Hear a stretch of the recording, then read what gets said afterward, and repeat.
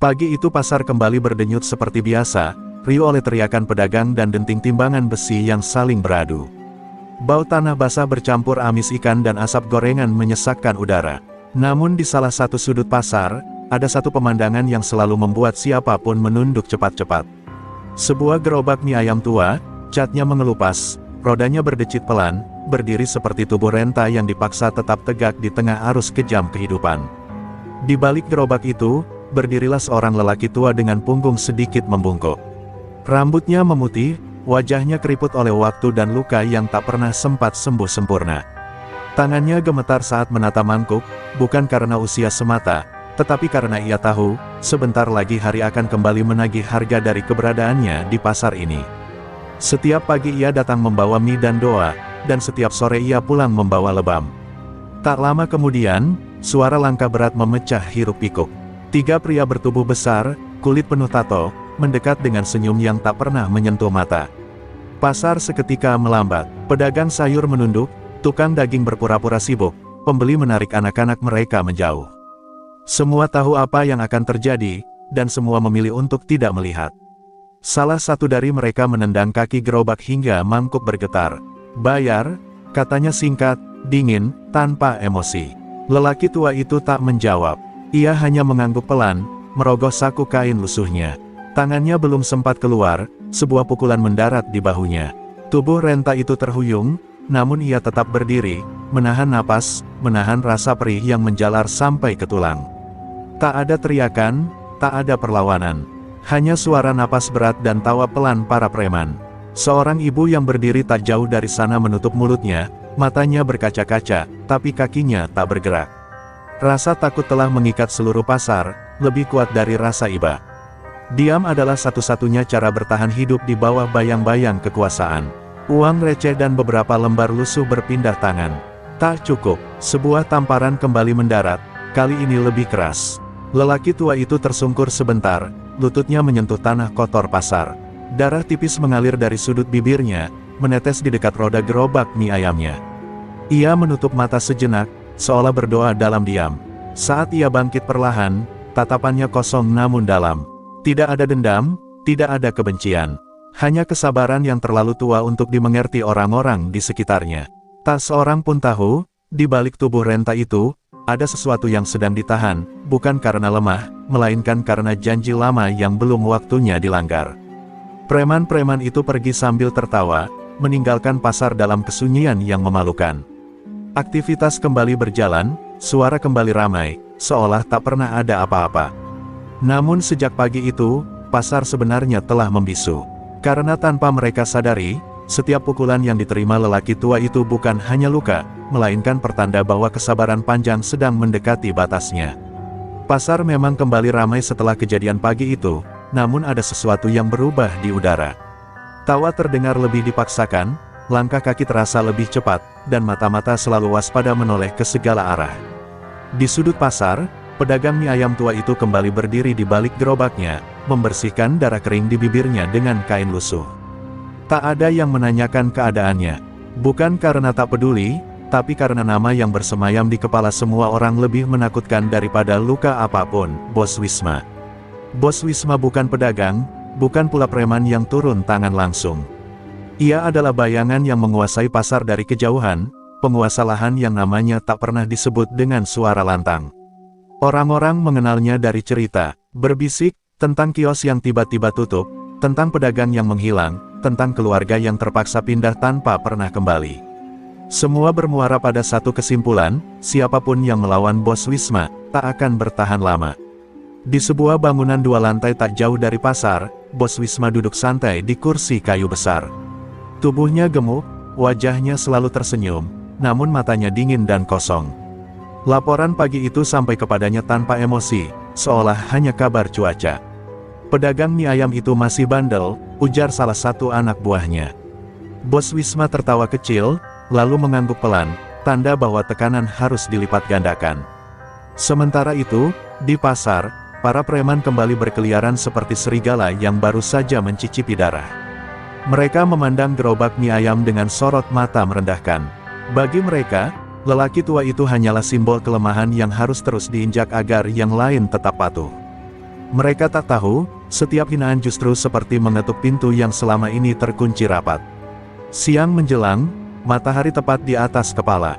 Panas menyengat, membuat pasar semakin pengap. Lelaki tua itu tetap melayani pembeli dengan tangan gemetar namun senyum tipis yang tak pernah benar-benar hilang. Setiap kali ia menuang kuah ke mangkuk, bibirnya bergerak pelan, seperti melafalkan sesuatu yang tak terdengar. Bagi orang lain, itu mungkin hanya kebiasaan orang tua. Namun bagi semesta, itu adalah bisikan yang dicatat. Beberapa pedagang mulai merasa gelisah tanpa alasan jelas. Ada yang merasa dadanya sesak, ada yang mendadak pusing saat melintas dekat gerobak mie ayam. Seekor burung yang bertengger di atap pasar tiba-tiba terbang pergi dengan suara gaduh, seolah ketakutan oleh sesuatu yang tak kasat mata. Namun pasar tetap memilih diam, menutup mata terhadap tanda-tanda yang mulai muncul. Di sore hari, seorang bocah kecil mendekati gerobak itu, menatap lelaki tua dengan polos.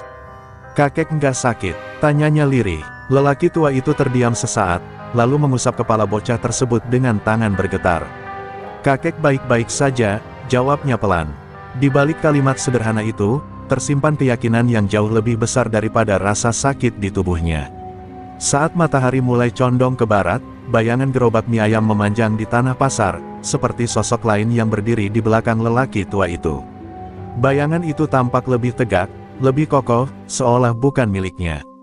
Tak seorang pun menyadari, kecuali mungkin angin yang tiba-tiba berhenti berembus. Di bawah kekuasaan Bos Wisma, pasar masih tampak tenang. Namun jauh di kedalaman yang tak terlihat, sesuatu sedang bersiap untuk bangkit.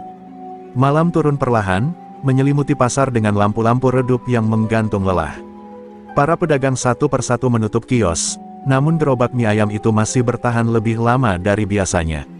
Lelaki tua tersebut membersihkan meja kayunya dengan gerakan lambat, setiap usapan kain terasa seperti menyingkirkan sisa-sisa hinaan yang menempel sepanjang hari. Tubuhnya terasa berat, tulang-tulangnya nyeri, namun langkahnya tetap teratur, seolah ia sudah terbiasa berjalan di bawah beban tak kasat mata.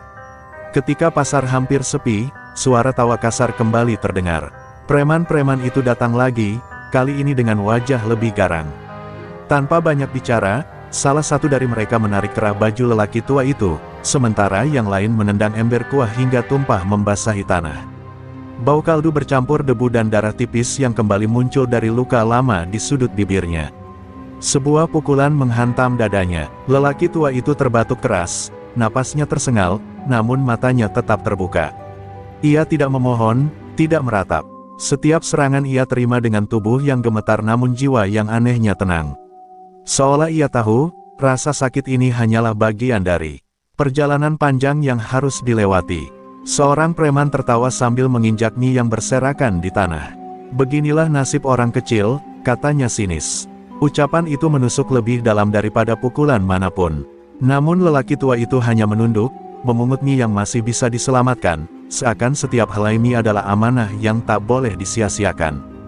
Dari kejauhan, beberapa warga melihat dengan mata berkaca-kaca.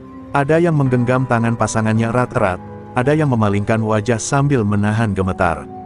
Tidak ada yang maju. Ketakutan telah menjadi dinding tinggi yang memisahkan rasa kemanusiaan dari keberanian. Pasar kembali menjadi saksi bisu, menyimpan dosa kolektif dalam diamnya. Ketika para preman pergi, meninggalkan tawa yang menggema di lorong gelap pasar, lelaki tua itu terduduk di tanah. Tangannya berlumur kuah dan debu, lututnya gemetar hebat. Ia menarik napas panjang, lalu menengadah ke langit malam yang nyaris tak terlihat di antara atap seng. Bibirnya bergerak pelan, melafalkan doa yang tak pernah terdengar oleh manusia. Angin malam tiba-tiba berhembus lebih dingin dari biasanya. Lampu-lampu pasar berkelip sesaat, lalu kembali stabil. Lelaki tua itu terdiam, merasakan sesuatu bergetar di dalam dadanya, bukan amarah, melainkan peringatan. Sebuah bisikan halus seolah mengingatkannya bahwa batas kesabaran bukanlah kelemahan, melainkan garis suci yang tak boleh diinjak terlalu jauh. Dengan sisa tenaga, ia bangkit dan mendorong gerobaknya keluar pasar. Jejak roda meninggalkan garis panjang di tanah yang basah oleh kuah dan darah. Tak seorang pun tahu, di balik setiap tetes yang jatuh malam itu, tersimpan sumpah lama yang perlahan terbangun. Mie ayam itu bukan lagi sekadar dagangan, ia telah menjadi saksi awal dari sesuatu yang kelak akan mengguncang seluruh pasar. Malam semakin larut ketika lelaki tua itu tiba di rumahnya, sebuah bangunan sempit berdinding papan lapuk di pinggir kampung. Lampu minyak kecil menyala redup, menerangi bayangan tubuhnya yang tampak lebih renta dari usia sebenarnya. Ia duduk perlahan, melepas baju lusuh yang basah oleh kuah dan darah, lalu membersihkan luka-luka di tubuhnya dengan air dingin tanpa mengeluh sedikit pun. Di sudut rumah, di balik tumpukan karung kosong dan perabot tua, tersembunyi sebuah peti kayu kecil yang warnanya sudah pudar. Tangan lelaki tua itu bergetar saat ia membuka penutupnya. Di dalamnya terlipat rapi sehelai kain putih kekuningan, tasbih kayu yang permukaannya halus oleh waktu, dan sebuah kitab tipis beraksara Jawa kuno. Benda-benda itu tak pernah tersentuh selama bertahun-tahun, seolah menunggu saat yang tepat untuk kembali bernapas. Ia mengangkat kain itu perlahan, lalu menempelkannya ke dadanya. Ingatannya melayang jauh ke masa lampau, pada suara seorang guru yang telah lama tiada. Amanah itu berat, bukan untuk dipamerkan, bukan pula untuk membalas dendam. Amanah itu adalah janji untuk menjaga keseimbangan, meski harus menelan pahitnya dunia sendirian. Lelaki tua itu menutup mata, duduk bersila di lantai tanah. Nafasnya teratur, pelan, seirama dengan detak jantung yang berdetak berat. Udara di dalam rumah terasa berubah, lebih pekat namun tenang. Lampu minyak bergoyang pelan tanpa angin, bayangan di dinding seakan menari mengikuti irama yang hanya bisa dirasakan, bukan dilihat. Di luar rumah, anjing-anjing kampung mendadak terdiam. Jangkrik berhenti bersuara, malam seolah menahan napas. Lelaki tua itu membuka kitab kuno, jarinya menyusuri aksara yang telah ia hafal di luar kepala. Bibirnya bergerak lirih, melantunkan kalimat-kalimat yang bukan sekadar doa, melainkan pengingat akan siapa dirinya sebenarnya.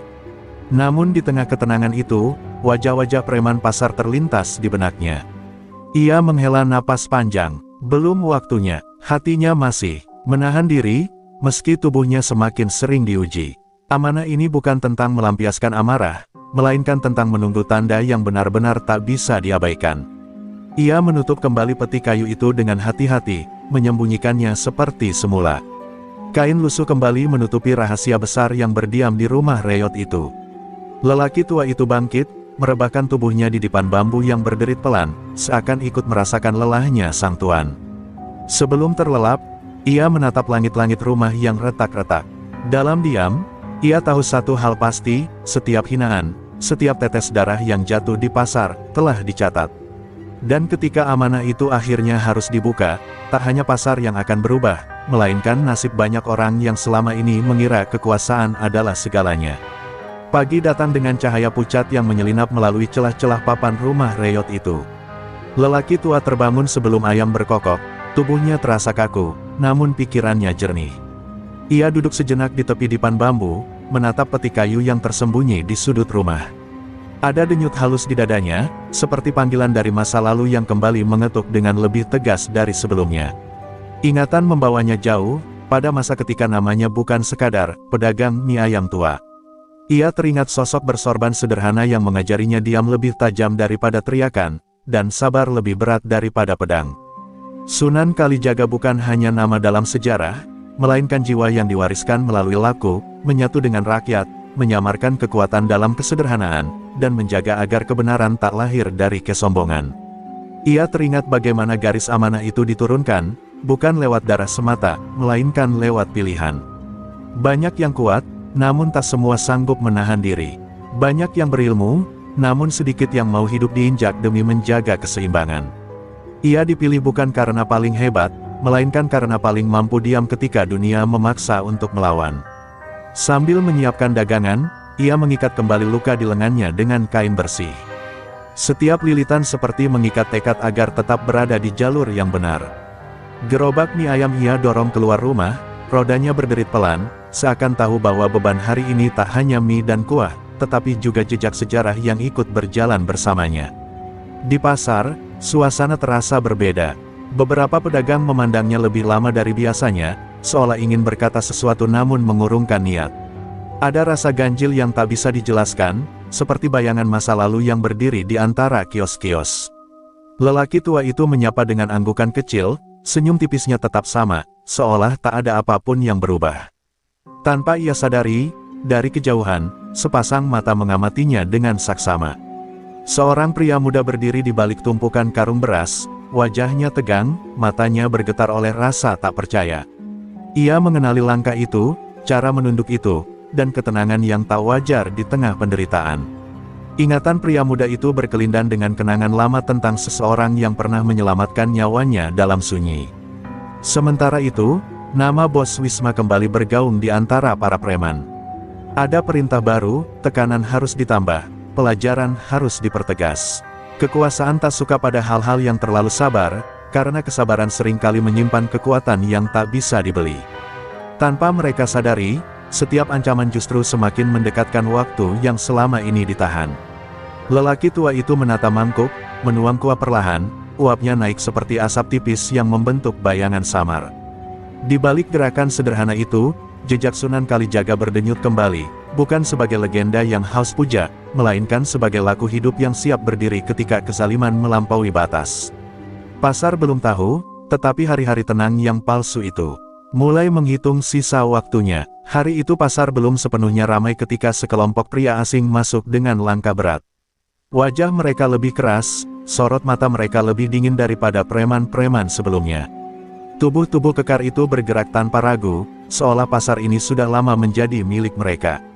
Bisik-bisik cepat menyebar di antara para pedagang, orang-orang baru kiriman bos Wisma, orang-orang yang katanya tak mengenal belas kasihan. Lelaki tua penjual mie ayam itu merasakan perubahan sejak pagi. Udara terasa lebih menekan, napas terasa lebih pendek. Namun seperti biasa, ia tetap berdiri di balik gerobaknya, menyiapkan dagangan dengan ketenangan yang tampak ganjil di tengah firasat buruk. Tangannya bergerak pelan, seolah setiap gerakan adalah penopang agar dirinya tetap berpijak di dunia yang semakin kejam. Para preman baru itu berhenti tepat di depan gerobaknya. Tak ada tawa, tak ada ejekan ringan. Salah satu dari mereka menatap lelaki tua itu lama, lalu meludah ke tanah. Katanya kamu keras kepala, ucapnya pelan, tapi nadanya mengandung ancaman yang lebih tajam daripada teriakan. Lelaki tua itu mengangkat wajahnya, menatap balik tanpa takut, tanpa menantang. Tanpa aba-aba, pukulan mendarat di perutnya. Tubuh renta itu terlipat, napasnya terhenti sesaat. Belum sempat ia berdiri tegak, sebuah tendangan menyusul, membuatnya jatuh terseret di antara kaki-kaki gerobak. Mangkuk pecah berhamburan, kuah panas tumpah mengenai lengannya, meninggalkan rasa perih yang menggigit hingga ke tulang. Pasar kembali membeku, suara timbangan berhenti, pisau daging terangkat tanpa jadi mengayun. Beberapa orang memejamkan mata, beberapa yang lain menoleh ke arah lain. Tidak ada yang berani mendekat. Kekejaman kali ini terasa berbeda, lebih terencana, lebih kejam, seolah ingin menghancurkan bukan hanya tubuh, tetapi juga harapan. Salah satu preman menarik rambut putih lelaki tua itu, memaksanya menatap wajah mereka. Ingat baik-baik, katanya lirih, pasar ini bukan tempat orang seperti kamu bermimpi.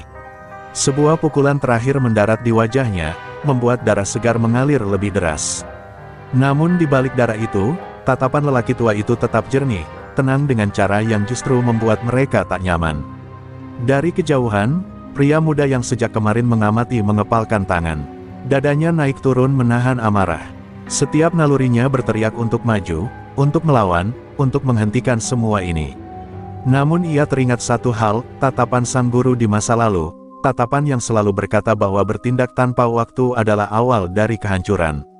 Ketika para preman akhirnya pergi, meninggalkan tubuh renta itu tergeletak di tanah pasar, langit mendadak meredup meski hari belum sore. Angin berhenti berembus, dan suasana terasa menekan dada siapapun yang masih bernapas di sana. Lelaki tua itu terbaring diam, darah mengalir di pelipisnya, namun di dalam dirinya, sesuatu yang lama terikat kini bergetar semakin keras, sebuah pertanda bahwa kesabaran hampir mencapai ujungnya.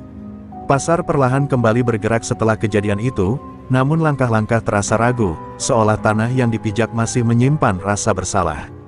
Lelaki tua itu akhirnya bangkit dengan bantuan seorang pedagang sayur yang memberanikan diri saat para preman telah jauh. Tubuhnya gemetar, namun ia menolak dibopong. Ia memilih berdiri sendiri, menegakkan punggungnya yang nyeri, seakan ingin menunjukkan bahwa harga diri belum sepenuhnya runtuh. Gerobak mie ayamnya rusak, beberapa roda miring, mangkuk pecah berserakan. Namun ia tetap duduk di bangku kecilnya, mengumpulkan sisa mie dan adonan yang tercecer. Tangan tuanya bergerak perlahan, memisahkan yang masih bisa dipakai dan yang harus dibuang. Darah di pelipisnya menetes ke adonan, menyatu tanpa ia sadari, seolah luka dan rezeki hari itu memang ditakdirkan bercampur. Di tengah kekacauan itu, ia menutup mata. Bibirnya bergerak lirih, hampir tak terlihat. Tak ada suara keras, tak ada gerakan mencolok. Hanya doa yang mengalir pelan, lahir dari kedalaman hati yang telah lama belajar menerima. Namun doa itu bukan keluhan, melainkan permohonan agar dirinya tetap kuat menahan amanah yang semakin berat. Angin pasar berhembus pelan, membawa bau mie dan darah ke sudut-sudut yang jauh. Beberapa orang merasa bulu kuduk mereka berdiri tanpa sebab.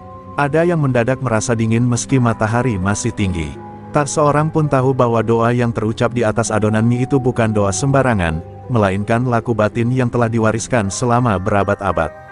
Di langit, awan bergerak lebih cepat dari biasanya.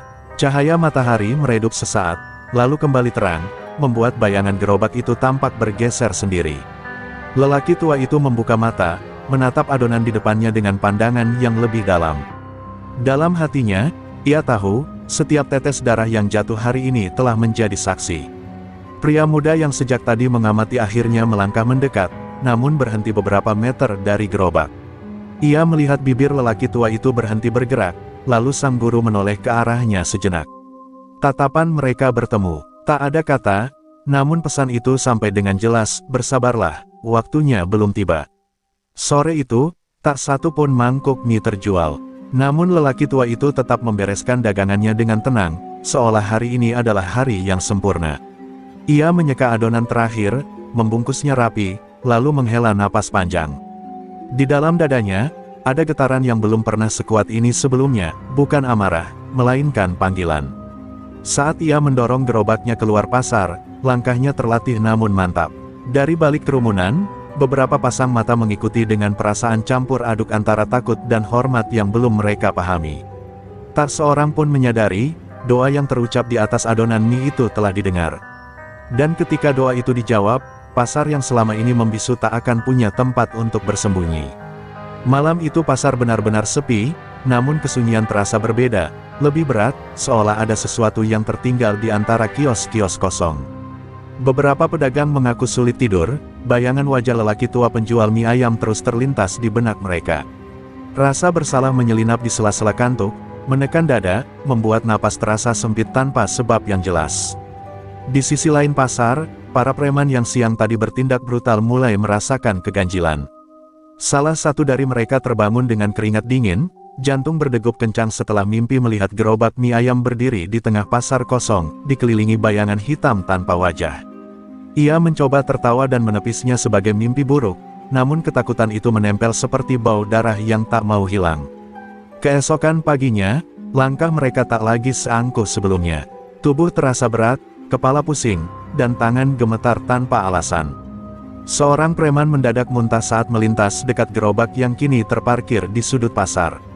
Ia memaki dirinya sendiri, namun matanya tak bisa lepas dari kain lusuh yang menutupi meja dagangan itu, seolah ada sesuatu di baliknya yang sedang mengawasi. Lelaki tua itu datang seperti biasa, meski bekas luka masih jelas di wajahnya. Namun kali ini, langkahnya terasa lebih mantap. Ada ketenangan baru yang menyelubungi dirinya, bukan ketenangan pasrah, melainkan ketenangan orang yang telah mengambil keputusan dalam batin. Ia menata mangkuk dengan rapi, menyusun mie dengan gerakan yang lebih pasti, seolah setiap sentuhan memiliki makna. Beberapa pedagang mulai berani menyapanya, meski dengan suara pelan. Ada yang memberinya air minum, ada pula yang sekadar mengangguk hormat. Tak ada permintaan maaf yang terucap, namun perubahan sikap itu cukup untuk menunjukkan bahwa sesuatu telah bergeser di hati mereka. Pasar yang biasanya kejam mulai merasakan retakan kecil dalam tembok ketakutannya. Dari kejauhan, pria muda itu kembali mengamati. Ia merasakan getaran yang sama seperti dulu, getaran yang hanya muncul ketika sang guru mulai melangkah lebih jauh dari sekadar menahan diri. Nafasnya tertahan, hatinya berdebar. Ia tahu, tanda-tanda kebangkitan itu nyata, dan waktu penantian panjang perlahan menipis. Di tempat lain, Bos Wisma menerima laporan tentang anak buahnya yang mulai ketakutan dan kehilangan nyali. Wajahnya mengeras, senyumnya menghilang. Baginya, ketakutan adalah virus yang harus segera dibasmi. Ia memerintahkan satu hal, tekan lebih keras, hancurkan sumbernya sampai tak tersisa. Sementara itu, di balik kesederhanaan gerobak mie ayam, udara bergetar halus, nyaris tak terasa. Lelaki tua itu menunduk sejenak, menarik napas panjang, lalu membuka mata dengan sorot yang lebih dalam dari sebelumnya. Tanda-tanda itu sudah jelas. Kebangkitan bukan lagi sekadar kemungkinan, melainkan jalan yang tak bisa dihindari. Pagi itu pasar diselimuti awan tipis, cahaya matahari jatuh pucat di antara atap-atap seng. Lelaki tua penjual mie ayam sudah berada di tempatnya sejak subuh, duduk diam di balik gerobak yang kini tampak lebih rapi dari biasanya. Wajahnya masih menyimpan bekas luka, namun sorot matanya tenang, seperti air yang telah menerima arus deras namun tak lagi berguncang. Dari balik keramaian yang perlahan tumbuh, seorang pria muda melangkah mendekat. Pakaiannya sederhana, wajahnya keras oleh perjalanan hidup, namun matanya menyimpan kegelisahan yang dalam. Setiap langkahnya terasa berat, seolah ia sedang mendekati masa lalu yang tak pernah benar-benar pergi. Jarak beberapa meter dari gerobak itu, ia berhenti, napasnya tertahan. Ia menatap lelaki tua itu lama. Cara menunduk saat menuang kuah, cara tangan kiri sedikit bergetar lalu tenang kembali, bahkan cara diamnya, semuanya terlalu dikenal. Ingatan pria muda itu terseret ke malam bertahun-tahun lalu, ketika dirinya hampir kehilangan nyawa dan seorang lelaki sederhana datang tanpa nama, tanpa pamrih, lalu menghilang setelah menyelamatkannya. Lelaki tua itu merasakan tatapan tersebut. Ia mengangkat wajahnya perlahan, mata mereka bertemu, tak ada pelukan, tak ada seruan. Hanya satu anggukan kecil, nyaris tak terlihat. Namun di balik isyarat sederhana itu, ada ikatan lama yang kembali terhubung, ikatan guru dan murid yang dibangun bukan oleh kata, melainkan oleh laku. Pria muda itu akhirnya mendekat dan duduk di bangku kecil di depan gerobak.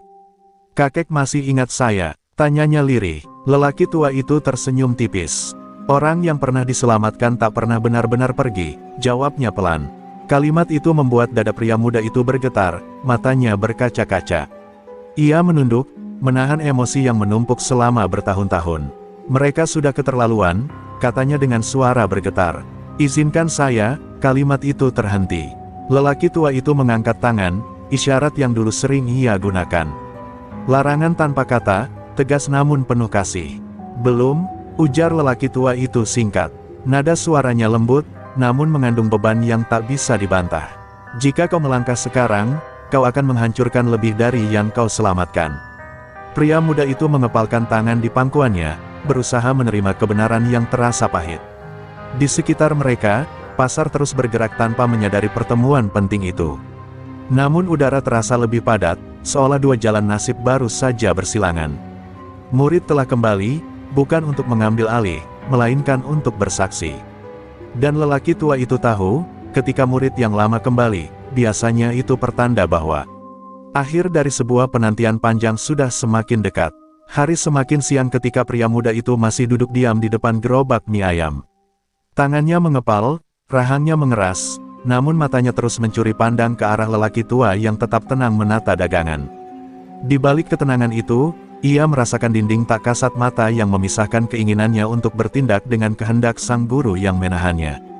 Lelaki tua itu akhirnya berhenti bergerak. Ia menutup panci kuah perlahan, lalu menatap pria muda itu lebih lama dari sebelumnya. Tatapannya bukan sekadar menenangkan, melainkan penuh peringatan. "Kesabaran bukan berarti takut," katanya pelan. "Kesabaran adalah kemampuan memilih waktu agar kebenaran tidak berubah menjadi kesombongan." Pria muda itu menghela napas berat. "Tapi mereka menginjak-injak kakek setiap hari," ucapnya lirih, suaranya bergetar menahan marah. "Pasar ini membisu. Jika terus dibiarkan, mereka akan semakin kejam." Lelaki tua itu mengangguk pelan, seolah membenarkan semua yang dikatakan, namun wajahnya tetap tak berubah. "Ada batas yang tak boleh dilewati," jawabnya tenang. "Dan batas itu bukan ditentukan oleh rasa sakitku, tapi oleh kehancuran yang akan menimpa banyak orang jika aku melangkah terlalu cepat." Kata-kata itu jatuh berat, membuat pria muda itu terdiam. Ia tahu, keputusan ini bukan soal satu nyawa, melainkan keseimbangan yang lebih luas.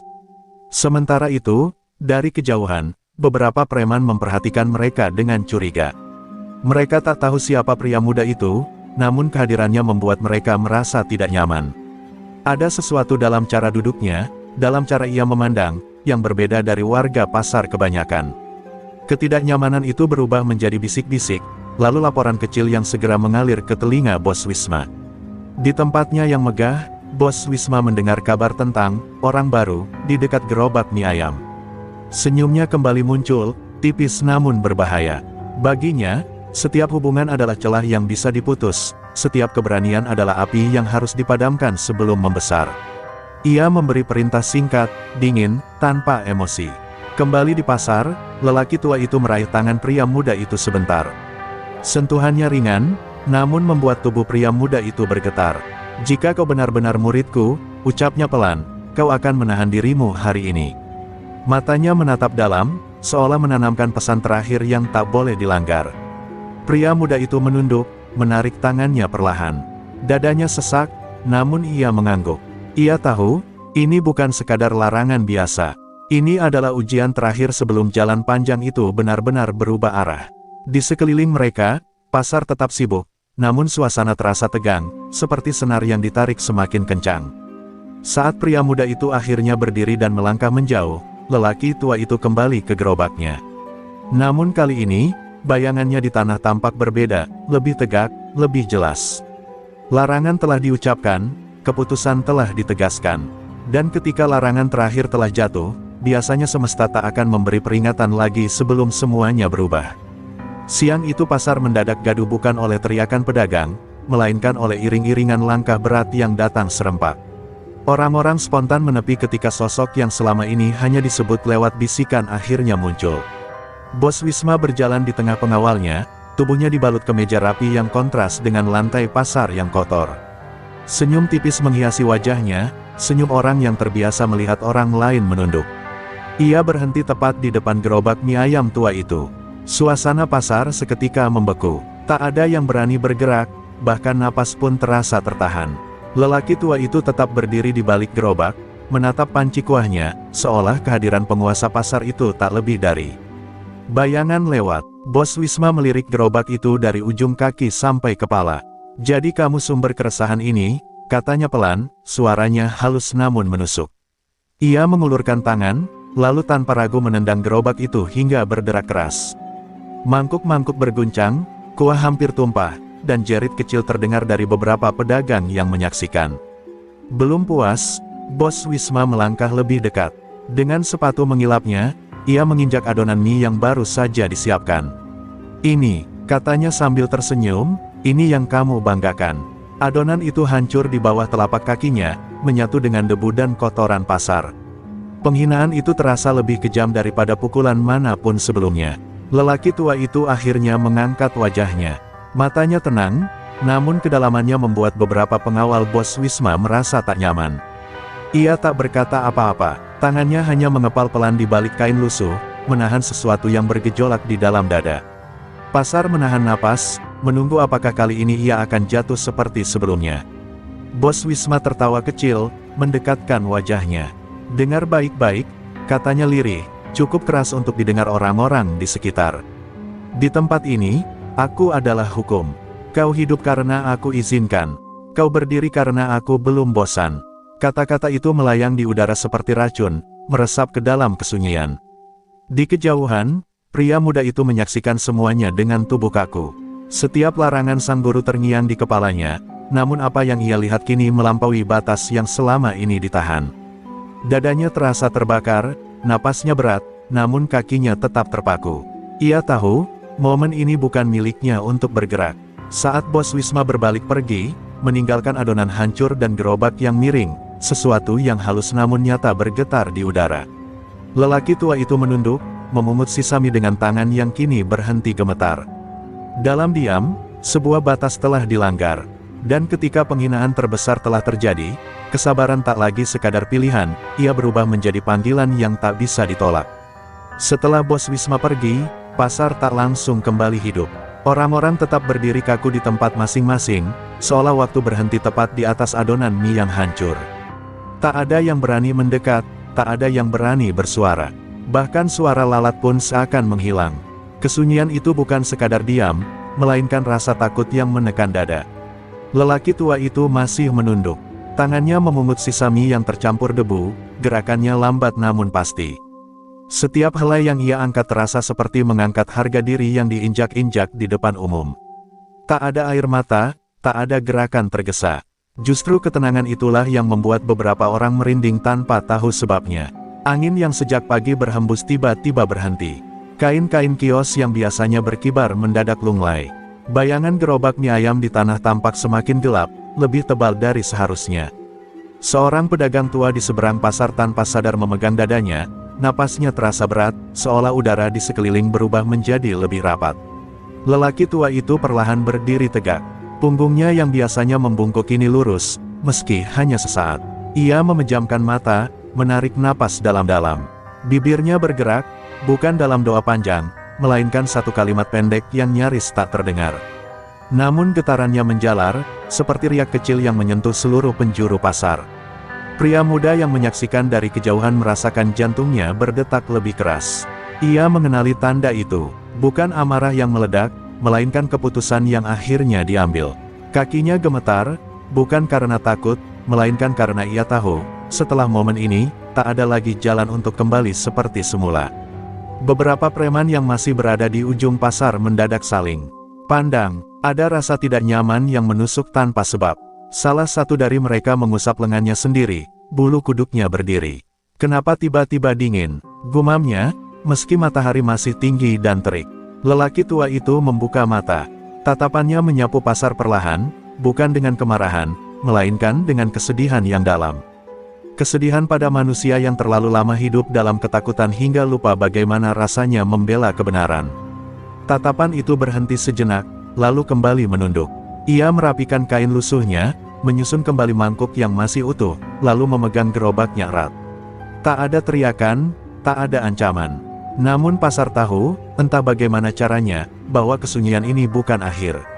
Ini adalah jeda terakhir, napas dalam sebelum sesuatu yang telah lama ditahan akhirnya bergerak.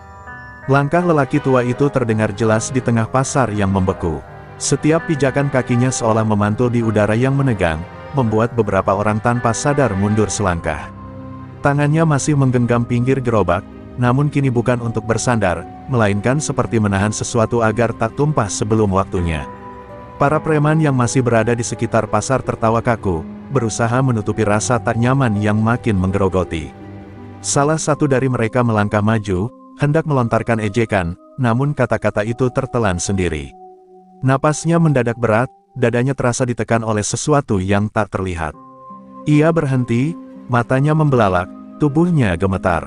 Lelaki tua itu berhenti tepat di tengah lorong pasar. Ia mengangkat kepala, menatap lurus ke depan. Tak ada teriakan, tak ada gerakan menyerang. Namun udara di sekitarnya bergetar halus, seperti panas yang naik dari tanah. Beberapa orang merasakan telinga mereka berdengung, seolah ada suara jauh yang hanya bisa didengar oleh batin. Salah satu preman tiba-tiba terpental ke belakang tanpa disentuh. Tubuhnya menghantam tumpukan peti kayu, jatuh terkapar dengan napas terengah. Yang lain mencoba maju, namun lutut mereka mendadak lemas, membuat mereka tersungkur sendiri. Kepanikan menyebar cepat, lebih cepat dari keberanian yang biasa mereka banggakan. Lelaki tua itu melangkah perlahan di antara mereka. Setiap langkahnya membuat para preman semakin terdesak, bukan oleh tenaga, melainkan oleh rasa takut yang tak bisa mereka jelaskan. Tatapannya tenang, namun berat, seperti cermin yang memaksa mereka melihat diri sendiri tanpa topeng kekuasaan. Dari kejauhan, pria muda itu berdiri kaku. Matanya berkaca-kaca, bukan karena takut, melainkan karena ia tahu persis apa yang sedang terjadi. Ini bukan amarah buta, ini adalah amanah yang akhirnya dibuka, laku yang selama ini disembunyikan di balik kesederhanaan dan penderitaan. Pasar berubah menjadi lautan diam. Orang-orang menyaksikan tanpa berani bersuara, sebagian berlutut tanpa sadar, sebagian lain menutup mulut menahan isak. Tidak ada darah yang mengalir deras, tidak ada teriakan kesakitan yang panjang. Namun wibawa yang terpancar membuat siapapun merasa kecil di hadapan sesuatu yang jauh lebih tua dari kekuasaan manusia. Ketika semuanya berhenti, para preman tergeletak, tak berdaya, hidup namun runtuh harga dirinya. Lelaki tua itu berdiri di tengah pasar, napasnya tenang, wajahnya kembali sederhana. Amanah telah berbicara, bukan untuk memamerkan kekuatan, melainkan untuk mengingatkan. Dan bagi pasar yang selama ini membisu, hari itu akan dikenang sebagai saat ketika kesabaran berubah menjadi keadilan yang tak bisa lagi dihindari. Kabar tentang pasar yang mendadak lumpuh menyebar cepat, lebih cepat dari biasanya. Bos Wisma yang sedang duduk santai di ruangannya merasakan kegelisahan tanpa sebab yang jelas. Gelas di tangannya bergetar halus, airnya beriak sendiri. Senyum yang biasa menempel di wajahnya memudar, digantikan kerutan tipis di dahi. Untuk pertama kalinya, ia merasa kekuasaannya disentuh oleh sesuatu yang tak bisa ia kendalikan. Ia bangkit dan melangkah menuju pasar, diikuti pengawal-pengawalnya yang kini tak lagi setegap biasanya. Setiap langkah mendekat membuat dadanya terasa sesak. Saat ia tiba di tepi pasar, pemandangan yang tersaji membuatnya terdiam. Preman-preman kepercayaannya tergeletak, hidup namun tak berdaya, sementara orang-orang berdiri mematung dengan wajah pucat dan mata penuh ketakutan bercampur hormat. Bos Wisma melangkah maju dengan amarah yang dipaksakan. "Apa ini?" bentaknya, mencoba mengembalikan wibawa yang mulai runtuh. Suaranya menggema, namun terdengar kosong. Lelaki tua itu berdiri membelakanginya, menghadap gerobak mie ayam yang masih berdiri miring, seperti saksi bisu dari segalanya. Ketika lelaki tua itu berbalik, Bos Wisma tanpa sadar mundur selangkah. Tatapan itu bukan tatapan orang yang kalah, juga bukan tatapan orang yang ingin membunuh. Itu adalah tatapan yang membuat seluruh pembenaran runtuh, seolah semua dosa dan keserakahan dipantulkan kembali tanpa bisa dihindari. Nafas Bos Wisma tersengal, keringat dingin mengalir di pelipisnya. Ia mencoba merogoh saku, mengeluarkan jimat dan simbol-simbol kekuasaan yang selama ini ia banggakan. Tangannya gemetar hebat. Sebelum sempat melakukan apapun, kakinya terasa lemas. Lututnya menghantam tanah pasar dengan bunyi tumpul. Untuk pertama kalinya, penguasa lahan itu tersungkur di hadapan orang-orang yang selama ini ia injak. Suasana pasar kembali sunyi, namun kali ini sunyi yang berbeda. Tidak menekan, melainkan membuka. Bos Wisma menunduk, bahunya bergetar. Tak ada teriakan, tak ada perlawanan. Hanya rasa takut murni dari seseorang yang menyadari bahwa kekuasaannya selama ini berdiri di atas ketakutan orang lain. Lelaki tua itu melangkah mendekat, berhenti tepat di hadapan Bos Wisma. "Kekuasaan tanpa keadilan hanya menunggu runtuh," ucapnya pelan. Suaranya tidak mengancam, justru terdengar seperti pengingat yang terlambat. Bos Wisma tak berani menatap, air matanya jatuh tanpa bisa ditahan. Saat lelaki tua itu berbalik dan kembali ke gerobaknya, pasar seakan menghembuskan napas panjang. Bos Wisma masih terduduk di tanah, bukan sebagai penguasa, melainkan sebagai manusia yang telah kehilangan pijakan. Dan bagi semua yang menyaksikan, hari itu menjadi bukti bahwa ada kekuatan yang tak bisa dibeli, tak bisa diperas, dan tak bisa diinjak, kekuatan yang lahir dari amanah yang dijaga terlalu lama. Pasar yang biasanya gaduh kini dipenuhi suara napas panjang, seolah semua orang baru saja terlepas dari jerat yang lama mencekik. Orang-orang mulai bergerak perlahan, bukan untuk berdagang, melainkan untuk memastikan apa yang mereka lihat benar-benar nyata. Mata-mata yang tadi dipenuhi ketakutan kini basah oleh rasa lega yang asing, rasa yang selama ini terkubur di bawah ancaman dan paksaan. Beberapa pedagang mendekat ke arah lelaki tua itu dengan langkah ragu. Tak ada sorak, tak ada tepuk tangan, hanya anggukan pelan dan tatapan penuh hormat. Mereka baru menyadari bahwa orang yang setiap hari mereka lihat dipukul dan direndahkan justru adalah sosok yang menjaga mereka dari kehancuran yang lebih besar. Rasa malu merayap pelan, menundukkan kepala-kepala yang selama ini memilih diam. Bos Wisma masih terduduk di tanah, dikelilingi pengawal yang kini tak tahu harus berbuat apa. Tak satu pun berani mengangkatnya. Kekuasaan yang dulu membuat semua orang menunduk kini tak lagi memiliki bentuk. Ia hanya seorang pria gemetar, kehilangan aura yang selama ini menipu banyak mata. Pasar menyaksikan runtuhnya sosok yang mereka takuti bertahun-tahun. Lelaki tua itu berdiri di dekat gerobaknya, membersihkan sisa-sisa adonan yang hancur dengan kain lusuhnya. Gerakannya sederhana, kembali seperti biasa, seolah kejadian barusan hanyalah bagian kecil dari hari panjang. Namun kali ini, setiap orang memperhatikannya dengan kesadaran baru, bahwa kesederhanaan itu adalah pilihan, bukan keterpaksaan. Seorang ibu penjual sayur mendekat, lalu meletakkan segenggam uang di atas gerobak tanpa berkata apa-apa. Disusul pedagang lain, satu persatu, melakukan hal yang sama. Bukan untuk membeli mie, melainkan sebagai ungkapan yang tak mampu mereka ucapkan dengan kata-kata.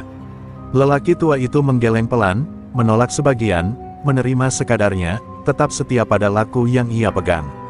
Pria muda itu akhirnya melangkah maju. Ia berdiri di sisi gerobak, menatap pasar yang kini terasa asing sekaligus akrab. Tatapannya menyapu wajah-wajah yang dulu ketakutan, kini mulai berani menegakkan punggung. Ia menyadari bahwa pelajaran hari ini bukan tentang kekuatan, melainkan tentang keberanian untuk berhenti diam. Udara pasar terasa lebih ringan, seolah beban yang lama menggantung akhirnya dilepaskan. Angin kembali berembus, membawa suara kain kios yang berkibar pelan. Beberapa orang menarik napas dalam-dalam, seperti baru belajar bernapas kembali.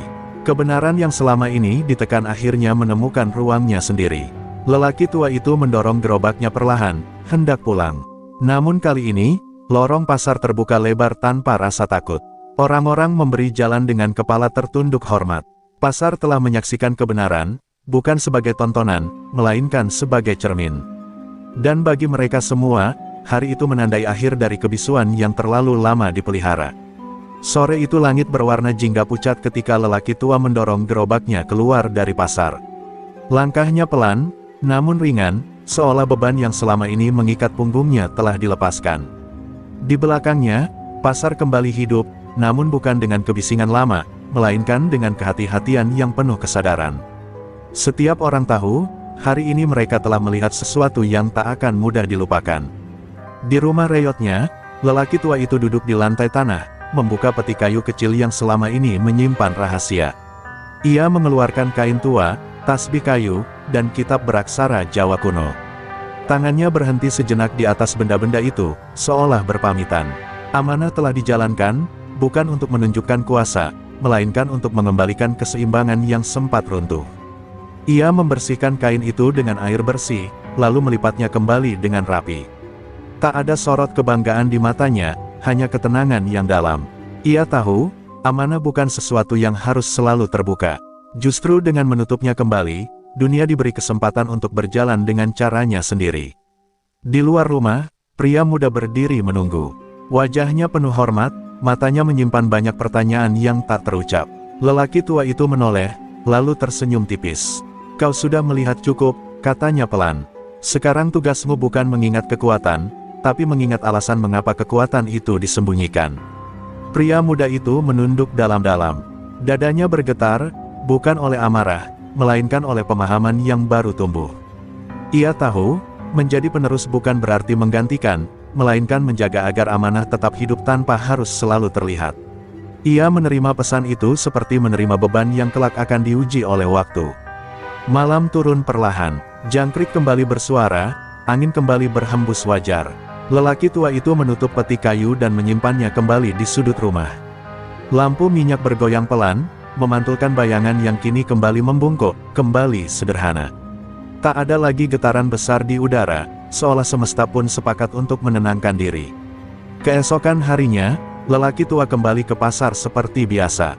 Gerobak mie ayam berdiri di tempat yang sama, tanpa penjagaan, tanpa rasa takut. Orang-orang menyapanya dengan senyum dan anggukan hormat, namun ia membalas dengan kesederhanaan yang sama seperti dulu. Ia tak ingin dikenang sebagai legenda, cukup sebagai penjual mie ayam yang jujur. Bos Wisma tak lagi terlihat di pasar.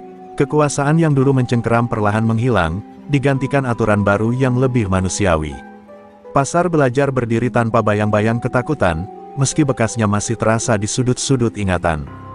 Di balik semua itu, lelaki tua tahu satu hal, amanah telah ditutup, namun bukan berakhir. Selama ketidakadilan masih ada, selama manusia masih lupa pada hati nurani, amanah itu akan selalu menemukan jalannya, entah melalui dirinya, atau melalui mereka yang telah siap memikulnya. Pagi itu pasar terasa berbeda sejak matahari belum sepenuhnya naik. Udara lebih hening, langkah kaki lebih pelan, dan mata-mata pedagang sesekali menoleh ke sudut tempat gerobak mie ayam biasa berdiri.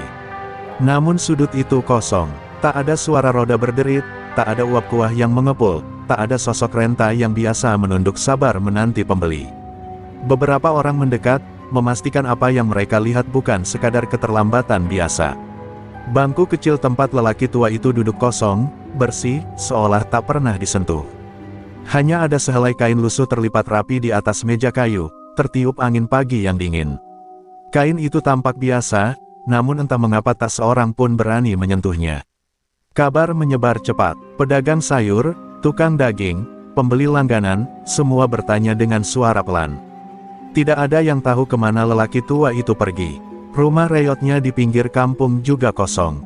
Lampu minyak padam, pintu tertutup rapat, seolah penghuninya telah berpamitan pada dunia tanpa meninggalkan jejak. Pria muda itu berdiri agak jauh, memandangi sudut pasar dengan mata berkaca-kaca. Ia datang pagi-pagi, berharap bisa kembali melihat gurunya menyiapkan mie dengan gerakan sederhana. Namun yang ia temukan hanyalah kesunyian yang penuh makna.